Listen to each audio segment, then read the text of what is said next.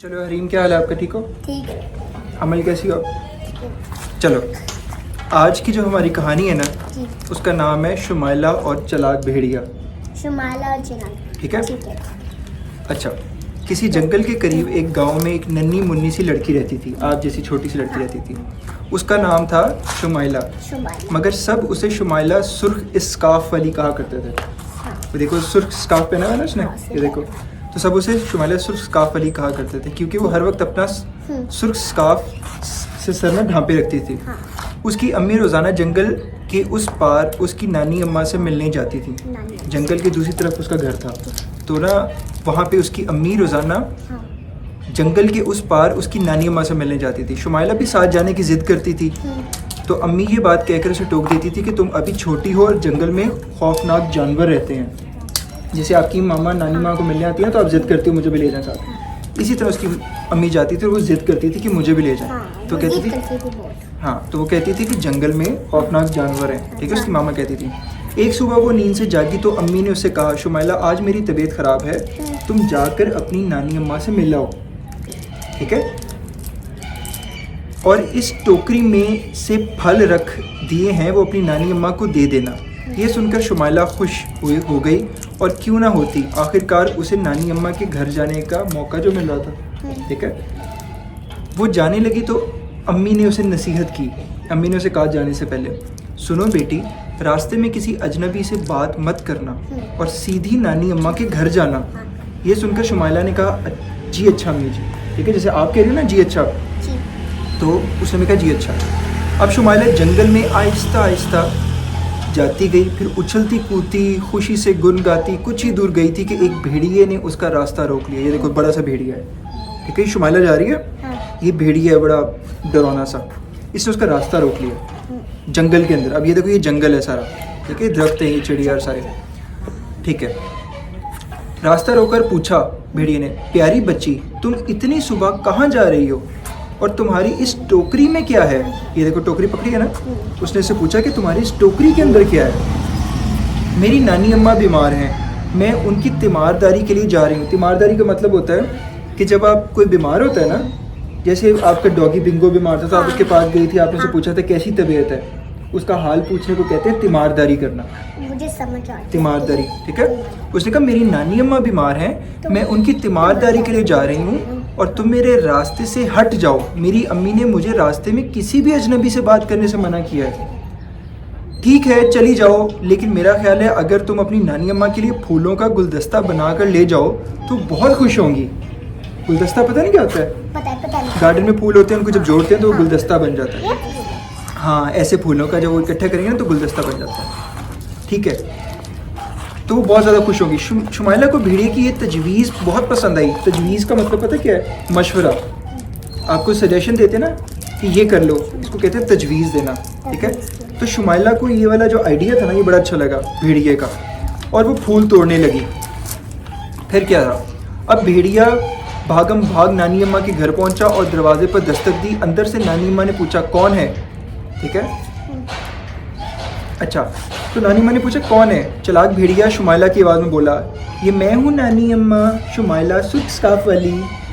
अब शुमाइला नहीं पहुंची, शुमाइला से पहले कौन पहुंचा? भेड़िया। भेड़िया ने जाकर वहाँ एक्टिंग की। तो नानी अम्मा ने पूछा कौन है? उसने कहा मैं हूँ नानी अम्मा, शुमाइला सुर्ख स्काफ वाली।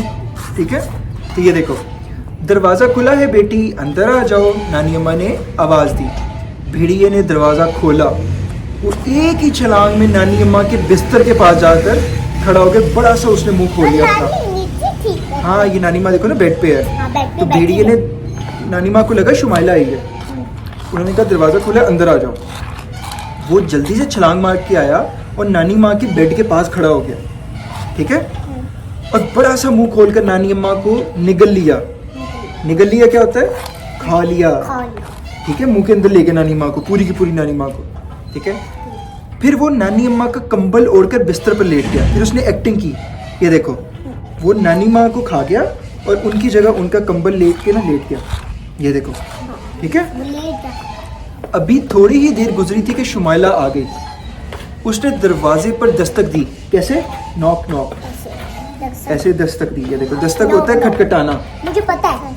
अच्छा, कौन है मक्कार भेड़िए ने नानी अम्मा की आवाज में पूछा। मक्कार होता है चालाक, चला। चालाक, ठीक है। तो मक्कार भेड़िए ने नानी अम्मा की आवाज में पूछा, कौन है बेटा, ठीक है। मैं हूँ नानी अम्मा शुमाइला सुर्ख स्कार्फ वाली, अंदर आ जाओ, दरवाज़ा खुला है। शुमाइला दरवाज़ा खोलकर खुशी खुशी घर के अंदर दाखिल हुई और बोली, नानी अम्मा, मुझे अम्मी जान ने आपकी खैरियत दरियाफ्त करने के लिए भेजा है और इस टोकरी में उनकी तरफ से आपके लिए फल और ये मेरी तरफ से आपके लिए गुलदस्ता है फूलों का। ये कहते हुए शुमाइला ने नानी अम्मा की तरफ देखा और फिर हैरत से बोली, अरे नानी अम्मा, ये आपके कानों को क्या हुआ है, ये इतने बड़े कैसे हो गए हैं? क्यों भला कान बड़े हो गए थे? क्यों? नानी अम्मा को तो भेड़िया खा गया था और वो भेड़िया था जो नानी अम्मा बनाई है। देखो स्कार्फ पहन के लेटी हुई है, ठीक है। और कंबल भी ऐसे नानी अम्मा की तरह पहना हुआ है और स्कार्फ भी नानी अम्मा का लिया हुआ है। नहीं, लेकिन नानी अम्मा का जो स्कार्फ है ब्लू है उसका। उन्होंने ना उसने कबर्ड में से ले लिया होगा ना, नानी अम्मा को तो खा गया वो। हाँ। तो कोई भी स्कार्फ उसको मिला ना, उससे कोई और स्कार्फ नानी अम्मा का। क्योंकि इस स्कार्फ को तो खा गया था वो नानी अम्मा समेत। फिर उसने दूसरा स्कार्फ लिया और नानी अम्मा बन के लेट गया। तो उसने पूछा, ये इतने बड़े कैसे हो गए नानी अम्मा आपके कान, ठीक है। तो शुमाइला आगे बढ़ते हुए बोली, अरे नानी अम्मा, आपकी आंखों को भी कुछ हो गया है, ये बहुत बड़ी हो गई हैं। ये कहकर शुमाइला थोड़ी और आगे बढ़ी। ये देखो डरती डरती ना देख रही है। अरे नानी अम्मा, आपका तो पूरा चेहरा ही बदल गया है, आपका मुंह इतना बड़ा हो गया है तुम्हारे खाने के लिए। अब मक्कार, अच्छा वो मार्कर लगा ना, मार्कर। अच्छा, अरे नानी अम्मा, आपका तो पूरा चेहरा ही बदल चुका है, आपका मुंह इतना बड़ा हो गया है तुम्हारे खाने के लिए। अब मक्कार भेड़िया अपनी असल आवाज़ में बोला और फिर उसने शुमाइला को भी निकल लिया। तो उसने पता क्या कहा? उसने कहा, मेरा मुंह इसलिए बड़ा है ताकि मैं तुम्हें खा सकूं, ठीक है। ये कह के उसने क्या किया, ये बेचारी शुमाइला को भी खा गया, वो खा गया, निगल गया। उन दोनों को निगलने के बाद अब भेड़िए का पेट फूलकर कुप्पा बन चुका था। फूलकर ना उसका पेट ऐसे हो गया, ये देखो मोटा सा पेट हो गया। ये सबका खाने के बाद हो जाता है ना मोटू सा पेट, जैसे आपका। मेरा तो देखो छोटा सा। अच्छा, थोड़ी देर बाद वो बिस्तर पर लेटकर सो गया। अब खाना उसने शुमाइला को भी खा लिया और नानी माँ को भी खा लिया। अब क्या हुआ? अब वो सो गया। नानी अम्मा के पड़ोस में एक लकड़हारा रहता था। लकड़हारा क्या होता है? मालिक नहीं, जो दरख्त की लकड़ियाँ काटता है ना, ये कुल्हाड़ी है उसके पास। देखो ये दरख्त है ना, जंगल, अगर तो वो जंगल की लकड़ियाँ काटेगा, ये लकड़ियाँ काटेगा, उसको कहते हैं लकड़हारा। कैंची से काटता। कैंची से नहीं कटता ना, ये देखो इतना बड़ा सा, इसको कहते हैं कुल्हाड़ी, इससे वो करता। नानी अम्मा के पड़ोस में एक लकड़हारा रहता था। वो रोजाना अपना कुल्हाड़ा कंधे पर रखकर जंगल में लकड़ियां काटता था। उसने रोज वो नानी अम्मा के घर के करीब से गुजरा। तो उसने खिड़की में से देखा कि एक खूंखार भेड़िया नानी अम्मा के बिस्तर पर लेटा सो रहा है। ये सो रहा है, उसने देखा, ये देखो वो देख रहा है। और शुमाइला उसके पास खड़ी है। शुमाइला को वो खा चुका था, शुमाइला और नानी अम्मा को वो खा चुका है। अब ये जो था, ये डेली देखता था कि नानी अम्मा इधर लेटी हुई है। ये वाली नानी अम्मा जो ये है, ये ना रोज यहाँ खिड़की से देखता था। आज उसने देखा खिड़की में से कि वो भेड़िया सो रहा है, ठीक है। नानी अम्मा के बिस्तर पर लेटा सो रहा है। हाँ, अच्छा, जबकि नानी कहीं नजर नहीं आ रही थी, लकड़हारा समझ गया कि नानी अम्मा को भेड़िया ने निगल लिया है। अब तो लकड़हारे को बहुत गुस्सा आया, उसको गुस्सा आया और उसने कुल्हाड़े के एक ही वार से भेड़िए के 2 टुकड़े कर दिए। वो अंदर आया, उसने ऐसे कुल्हाड़ा मारा ना, तो वो भेड़िया मर गया, उसके 2 टुकड़े हो गए। अब जो लकड़हारे ने भेड़िए का पेट काटा तो नानी अम्मा और शुमाइला जिंदा सलामत निकल आए। वो अंदर जिंदा थे पेट में। जिंदा? हाँ। पेट तो अगर काटे तो वो मर जाते हैं। नहीं, पता क्या हुआ, देखो ये भेड़िया था, इसने ना ऐसे करके ना एक ही उसमें बाइट में ना नानी अम्मा को निगल लिया करके और शुमाइला को भी निगल लिया। अब उस लकड़हारे ने पता क्या किया, उसने कुल्हाड़ी पकड़ी और उसने ऐसे करके ना मारा। उसके यहाँ से लगा और उसका जब यहाँ से कटते कटते ना पेट खुल गया और अंदर से शुमाइला और नानी अम्मा बाहर आ गए, ठीक है, जिंदा सलामत निकले। लकड़हारे उनको देखकर बहुत खुश हुआ। नानी अम्मा ने लकड़हारे का शुक्रिया अदा किया और फिर नानी अम्मा ने शुमाइला को बाय बाय बोला, रुखसत किया। शुमाइला अपना हाथ हिला हिला कर नानी अम्मा को अलविदा कहती रही। अलविदा का मतलब होता है बाय कहना, ठीक है। अलविदा कहती रही कि अचानक वो नींद से जाग पड़ी। वो समझ गई कि उसने ये सब ख्वाब में देखा था। सब ख्वाब था उसका। हाँ, ये ख्वाब था उसका।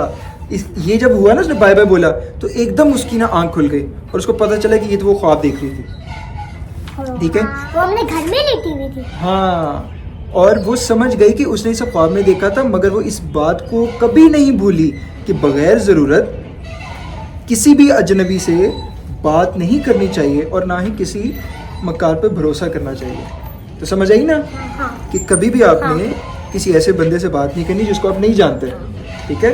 और कोई आपको कहे कि ये मुझसे लेके खा लो, तो आप क्या खाओगी? नहीं, नहीं, उसको नो बोल देना आपने, ठीक है, उसको आपने मना कर हाँ, देना, ठीक है। तो क्या सीखा आपने स्टोरी से? स्टोरी से सीखा कि किसी से कोई चीज़ लेनी नहीं चाहिए, और किसी पे यकीन भी नहीं करना चाहिए। और जिसको हम जानते नहीं उसकी बात भी नहीं कभी सुननी चाहिए। हाँ, देखो उसने उसको कहा फूलों का गुलदस्ता ले लो, और फिर उसको वो निकल गया। पहले उसका फ्रेंड बना, फिर उसको खा गया। अमल, आपने क्या सीखा? वो उसका झूठा फ्रेंड बना, उसका असली फ्रेंड नहीं। वही सीखा। आपने भी किसी पे यकीन नहीं नहीं करना, ठीक है। चलो बाय बोल दो सबको।